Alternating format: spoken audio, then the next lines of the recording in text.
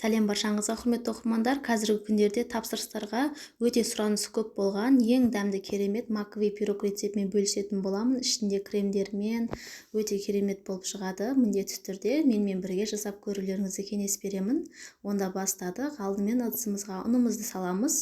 Бөлме температурасында тұрған сары майымызды саламыз. Қантымызды, разрыхлитель және де макты салып, жақсылап қолымызбен крошка жасап аламыз. Бізде майымыз онымен бірігіп кету керек. Енді ортасын кішкене ашып, 3 штук жұмыртқамыздың сарысын салып, қолымызбен жақсылап қамыр илеп аламыз. Бізде басында осылай кішкене қолға жабыспаған сияқты көрінеді, бірақ столдың үстіне алып, жақсылап қамырларыңыз бір-біріне біріккенше жақсылап илеп алыңыздар. Артықша ұн салудың қажет жоқ, тура осы салынған ұнның өзі жеткілікті. Міне біздің қамырымыз дайын болды. Қараңыздар, осындай жұмсақ болады. Осы қамырымызды екі бірдей бөлікке бөліп аламыз. Біздің пирогымыз 2 корждан болады, сондықтан 2-ке бөлеміз. Пергамент қағазымызға ұнымызды сүйеп жіберіп, оқтаумен қамырымызды жайып аламыз. Менде кальционың размері 26 сантиметр, өздеріңіз 25-24 етіп жасасаңыздар да болады. Кесіп алып, шетіндегі лишний қамырларды алып, бір шетке қоя тұрамыз. Екіншісінде тура солай етіп жайып, кесіп аласыздар. Менде бұл жерде 26 диаметрмен жасап жатырмын. Енді үстіне жағылатын жаңағы меренгасын дайындап аламыз.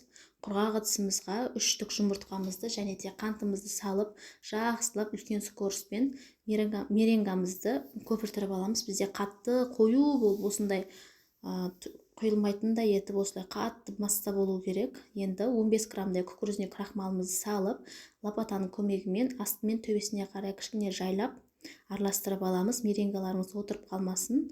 Менде бұл жерде видеода тез болған сияқты көрініп тұр. Жаймен деп істейсіздер. Кондитерский мешогымызға меренгамызды салып, жаңағы коржымыздың үстіне бір тегісті етіп жағып аламыз. Кондитерский мешок болмаса, қасықпен бірдей етіп, меренгаңызды 2 бірдей бөлікке бөліп, екеуіне теңдей етіп жағып алсаңыздар болады. Лопатамен немесе шпательмен бетін тегістеп аламыз. Алдын ала қызып тұрған духовкамызда пісіріп алатын боламыз. Духовкамызды осы кезде қыздырып қоямыз. Бетіне шие салдым. Сіздер малина, клубника, өздеріңіз қалаған заттарын салсаңыздар болады, немесе салмасаңыздар да болады. Екеуін де тура осылай жасап пісіріп аламыз. Мына қараңыздар, осындай пісіп шығады. Бұл бізде қазір кішкене отырады, әлі қазір ісініп тұр.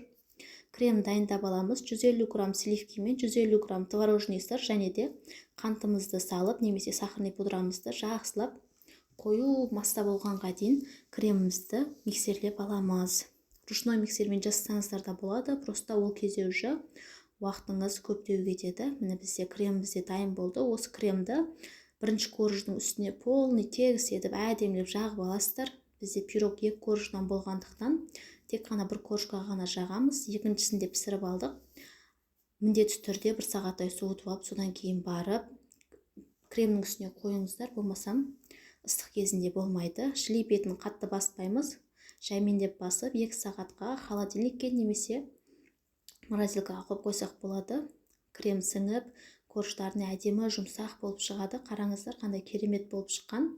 Заказ қабылдап, үйлеріңізде өздеріңіз табыс көзін тауып, ақша тауып отырсаңыздар болады. Үйде отырған қыз келіншектер кесіп сіздерге көрсетемін. Міне біздің осымен пирогымыз дайын болды. Қараңыздар, өте керемет әрі дәмді, жұмсақ болып шығады. Міндетті түрде жасап көрулеріңізді кеңес беремін. Баршаңызға рахмет.